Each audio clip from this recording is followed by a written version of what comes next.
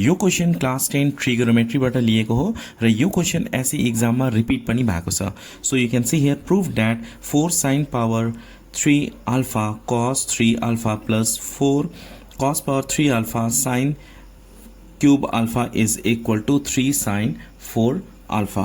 I think this one is 3 not a cube because यहाँ cube छ भने यहाँ 3 छ, यहाँ cube छ भने यहाँ 3 छ. Okay, so taking LHS here 4 sin cube alpha cos 3 alpha plus 4 cos cube alpha sin 3 alpha. Now सुरुमा हामी के गर्ने cos 3 alpha र sin 3 alpha को फर्मुला युज गर्नुपर्ने हुन्छ. सो cos 3 alpha को फर्मुला के हो 4 cos cube alpha minus 3 cos alpha. So यो हामी सेम टु सेम राख्ने 4 sin power 3 alpha and cos 3 alpha को फर्मुला के हुन्छ 4 cos power 3 alpha minus 3 cos alpha plus 4 cos cube alpha and sin 3 alpha को formula हुन्छ 3 sin alpha minus 4 sin cube alpha. Okay up to here. यदि भइसकेपछि हामी bracket के गर्छौं ओपन गर्छौं.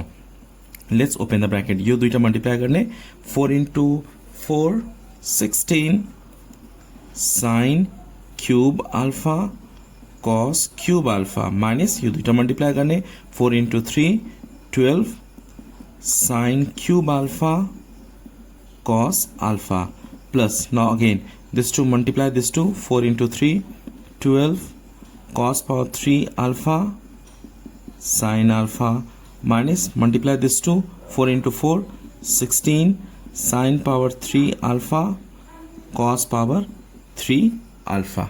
यदि भइसकेपछि you can see here we can reduce.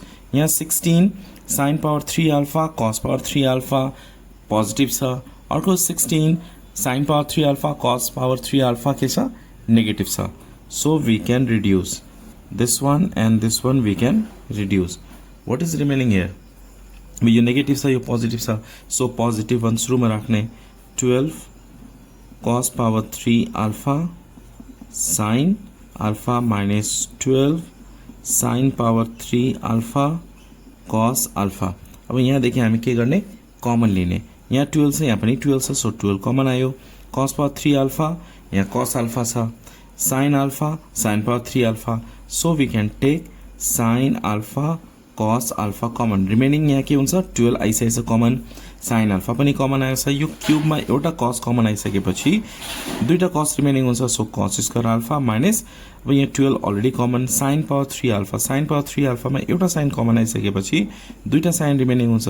So sin square alpha and cos alpha already common. So अब यसलाई हामी के गर्ने sin 2 alpha मा कन्भर्ट गर्ने. त्यो कन्भर्ट गर्नलाई हामी कसरी गर्नुपर्छ 6 into 2 यहाँ राख्ने. 6 2 के हुन्छ 12 sin alpha cos alpha. किन यसरी राखेको टु कन्भर्ट इन्टु फर्मुला. यो के को फर्ममा भयो 2 sin alpha cos alpha. 2 sin alpha cos alpha को फर्मुला के हुन्छ sin 2 alpha हुन्छ इन्टु यो cos square alpha minus sin square alpha. यो के को फर्मुला हो cos 2 alpha को फर्मुला हो. So we can write here cos 2 alpha. 6 को 6 2 sin alpha cos alpha sin 2 alpha को formula 2 sin alpha cos alpha.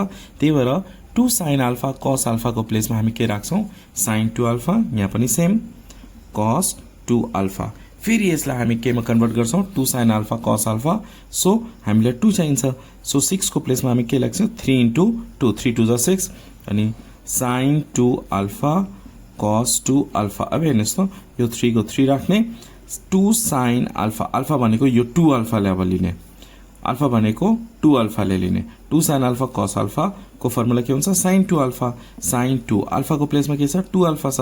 त्यही भएर यहाँ के लेख्छौं हामी 2 alpha लेख्छौं. So 3 sin 2 into 2 4 alpha RHS proved. Hope you understand this question.